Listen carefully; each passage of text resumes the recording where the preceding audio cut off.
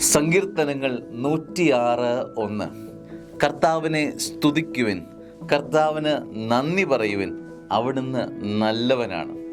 സ്നേഹമുള്ളവരെ, നമ്മുടെ നാവിനെ സ്തുതിക്കാൻ വിട്ടുകൊടുക്കണം. സ്തുതിക്കണം. അത് കർത്താവിനെയാണ് നമ്മൾ സ്തുതിക്കുന്നത്. നമുക്ക് നന്ദി പറയാൻ പറ്റുന്നത് പ്രഭാതം. ഈശോയെ നന്ദി, താങ്ക് യു ജീസസ്. ഇങ്ങനെ സ്വർഗത്തിനെ മഹത്വപ്പെടുത്തിയും സ്വർഗത്തിന് നന്ദി പറഞ്ഞും ഇന്നത്തെ പ്രഭാതം അനുഗ്രഹമാകും. കാരണം എന്താ? അവൻ നല്ലവനാണ്.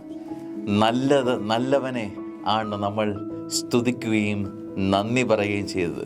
ഇന്നത്തെ പ്രഭാതം നമുക്ക് സ്തുതിക്കാൻ കാരണങ്ങൾ ഏറെ ഉണ്ടല്ലോ. അതിനുവേണ്ടി നമ്മൾ തിരയേണ്ടതില്ല. സ്തുതി കർത്താവിനുള്ളതാണ്. സ്തുതിക്കാൻ നമുക്ക് അനേകം കാരണങ്ങളുണ്ട്. നന്ദി പറയാനും സ്തുതിയും നന്ദിയും ഒരുമിച്ച് ഇന്നത്തെ പ്രഭാതം കർത്താവിനെ സമ്മാനിച്ച് നല്ലവനെ ആരാധിച്ച് മഹത്വപ്പെടുത്താം. ഇന്നത്തെ ദിവസം ഒരു സ്തുതിയുടെ നന്ദി പറച്ചിൽ ദിനമായി മാറട്ടെ. അനുഗ്രഹമാവട്ടെ ഇന്നത്തെ ദിവസം. ആമേൻ.